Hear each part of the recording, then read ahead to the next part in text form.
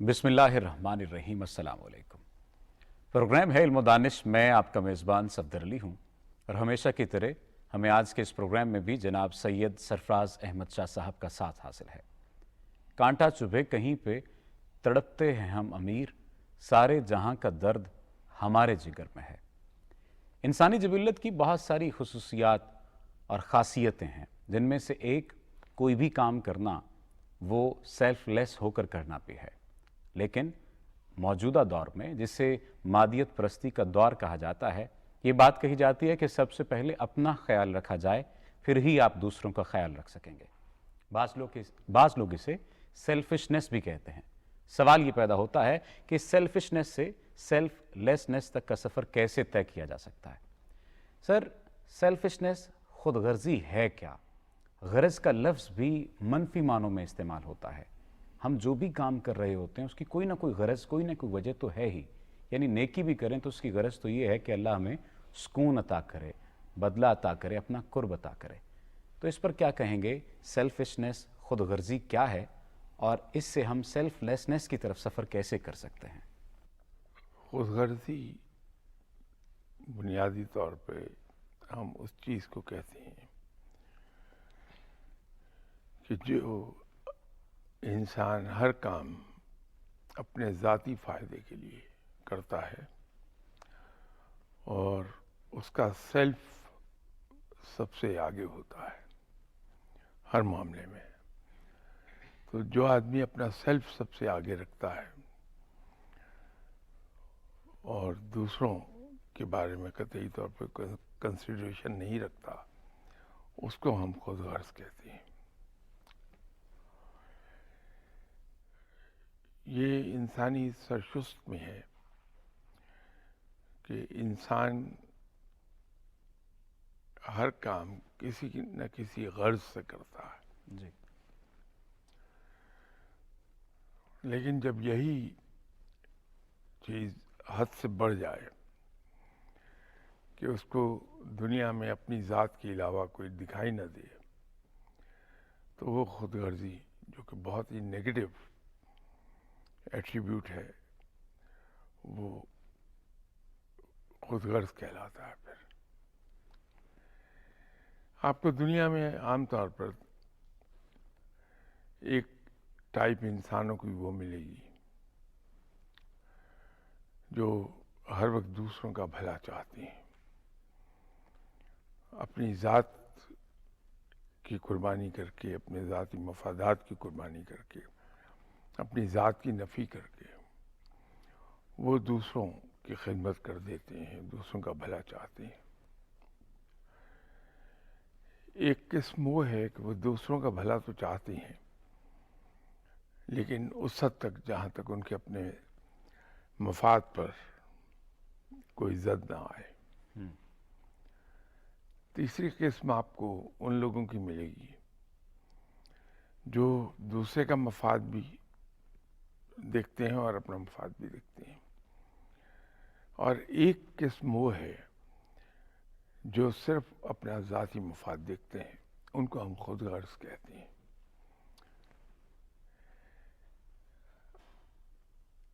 ये जो आपने सवाल पूछा कि साहब खुदगर्जी से सेल्फलेसनेस तक का सफ़र कैसे तय किया जाए, मुसलमान के लिए चीज़ें कुछ आसान हैं। जैसे आप सल्लल्लाहु अलैहि वसल्लम की हदीस है, उसका मफ़हूम है कि तुम में बेहतरीन शख्स वो है जो दूसरों के लिए नफ़ा बख्श है। तो इंसान ये सोचता है कि मैं आप सल्लल्लाहु अलैहि वसल्लम के हुक्म के मुताबिक चल रहा हूँ कि मैं दूसरों के लिए अपनी ज़ात को मुनाफे का बाइस बना दूँ कि मेरी ज़ात से दूसरों को फ़ायदा पहुँचे। ये फ़कीर लोग, दरवेश लोग इसी पे अमल करते हैं। फिर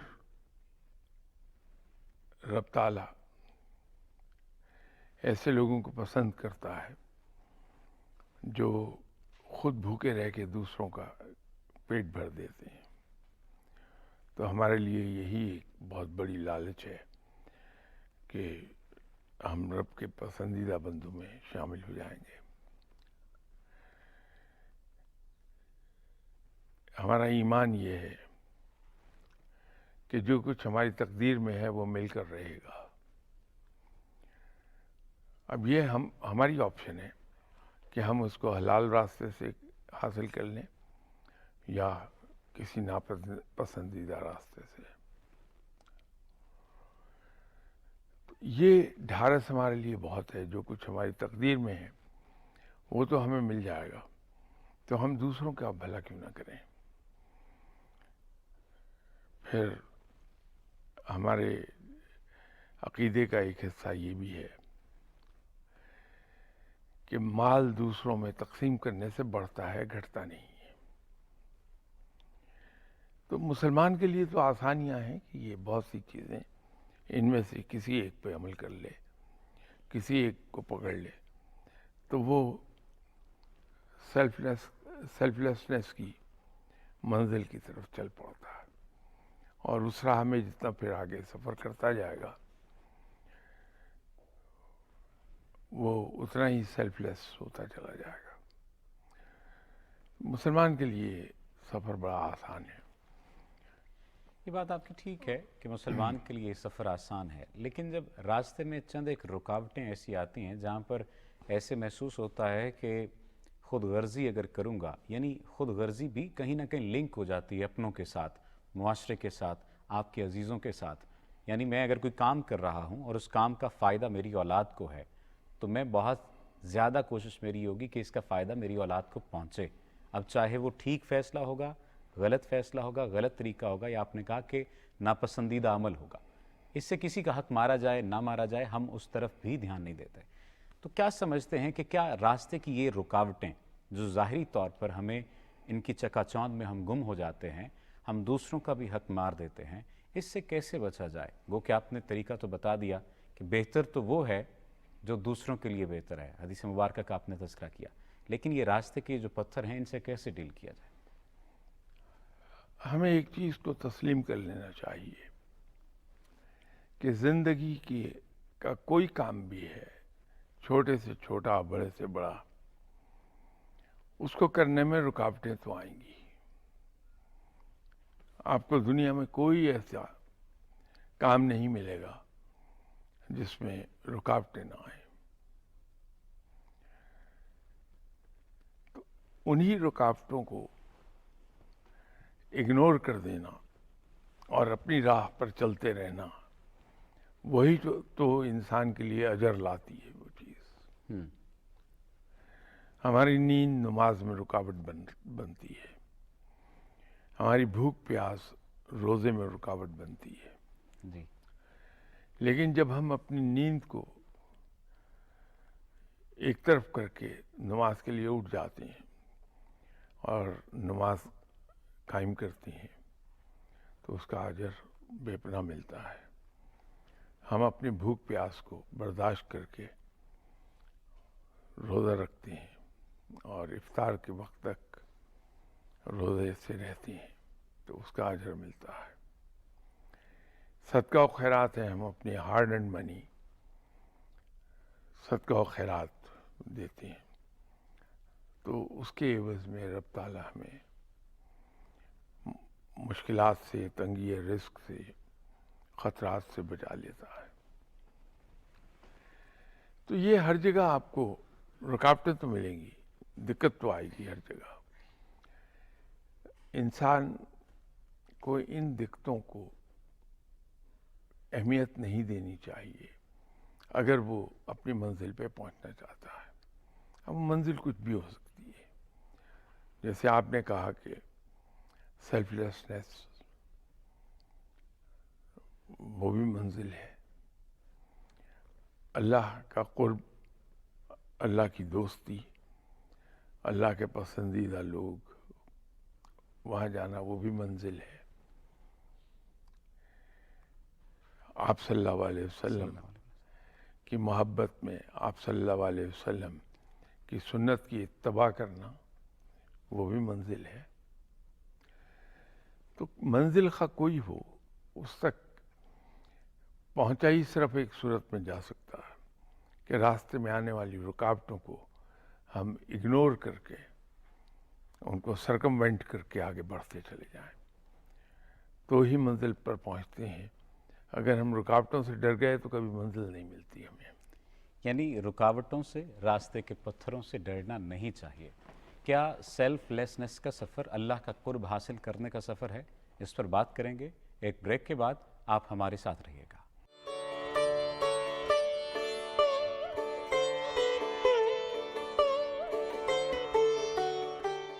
ویلکم بیک ناظرین، بریک پہ جانے سے پہلے ہم اس بات کا تذکرہ کر رہے تھے کہ خود غرضی کے سفر کو کس طرح سے طے کیا جا سکتا ہے کہ انسان سیلف لیسنس بن جائے. کیا اس سے اللہ کا قرب بھی حاصل کیا جا سکتا ہے؟ سر، یہ جو سفر ہے، کیا اگر مطمع نظر یہ ہو کہ ہم اللہ کا قرب حاصل کر لیں اور یہ مطمع نظر ہو کہ ہم رسول اللہ صلی اللہ علیہ وسلم کی سنت پر عمل کرتے ہوئے رسول اللہ صلی اللہ علیہ وسلم کی ذات کے بھی قریب ترین شخص بن جائیں، تو کیا یہ سفر آسانی سے طے ہو سکتا ہے؟ کیونکہ مطمع نظر تو اللہ کا قرب ہے. صفدر صاحب، منزل جتنی بلند ہوگی رکاوٹیں اتنی ہی شدید ہوں گی اور اتنی ہی شدت کی محنت درکار ہوگی، اتنی ہی بڑی قربانی چاہیے ہوگی. تو یہ جو دو آپ نے آبجیکٹ دیے کہ یہ آبجیکٹیو ہمارے یہ ہونے چاہیے، اگر یہ آبجیکٹیو ہم سیٹ کر لیں کہ اللہ کا قرب حاصل ہو جائے، آپ صلی اللہ علیہ وسلم کی خوشنودی حاصل ہو جائے، بہت بڑے آبجیکٹیو ہیں.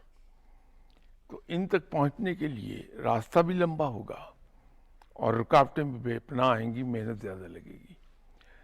تو جب ہم اتنا بڑا ٹارگیٹ اپنے لیے سیٹ کر لیتے ہیں، اتنا اونچا آبجیکٹیو سیٹ کرتے ہیں اپنے لیے، تو پھر ہمیں یہ بھی تسلیم کر لینا چاہیے اسے کہ اس پر وقت بھی زیادہ لگے گا اور محنت بھی زیادہ لگے گی اور رکاوٹیں بھی اس میں اتنی ہی شدت سے آئیں گی. تو جب ہم مینٹلی ایک چیز کو تسلیم کر لیتے ہیں پھر ہمیں وہ دقتیں کوئی زیادہ محسوس نہیں ہوتی. تو یہ جو بات کہی جاتی ہے کہ ہم اگر اللہ کی طرف ایک قدم بڑھاتے ہیں تو اللہ 70 قدم ہماری طرف، چاہے یہ بات محاورتاً یا مثال کے طور پر کہی جاتی ہو، اللہ تعالیٰ ہمارے لیے آسانی کر دیتے ہیں. ہمیں اپنے راستے کا جب وہ مسافر بناتے ہیں تو اس طرح سے آسانیاں بھی ہوتی ہیں. تو یہ جو سفر ہے اس میں عبادات کا کتنا کردار ہے، تسبیحات کا کتنا کردار ہے، قرآن پاک کی تلاوت کا کتنا کردار ہے؟ بہت بڑا کردار ہے. عبادات جب تک ہم نہیں کرتے ہم پائس نہیں ہوتے، اور عبادات ہمیں حوصلہ دیتی ہیں ان سنگلاخ راہوں پر چلنے کے لیے. یہ جو اتنی سخت راہیں ہیں وہ ہمیں حوصلہ دیتی ہیں، اس سے ہمیں ٹریننگ ہوتی ہے. تو عبادات تو بنیادی شرط ہے کہ ہم رب کے حضور کتنا جھکتے ہیں اور کس ذوق و شوق سے جھکتے ہیں.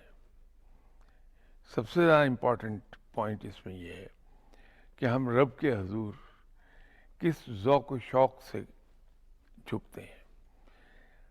جتنی زیادہ محبت ہوگی اللہ کے سامنے جھکنے میں اتنی ہی جلدی ہم اپنے منزل کو پہنچیں گے. تو عبادات تو بنیادی شرط ہے. کیا اس کی کوئی میئرمنٹ ہے، کوئی معیار ہے کہ اتنا ذوق و شوق ہونا چاہیے؟ یہ پرسن ٹو پرسن ویری کرتا ہے، انڈیویجول ٹو انڈیویجول ویری کرتا ہے.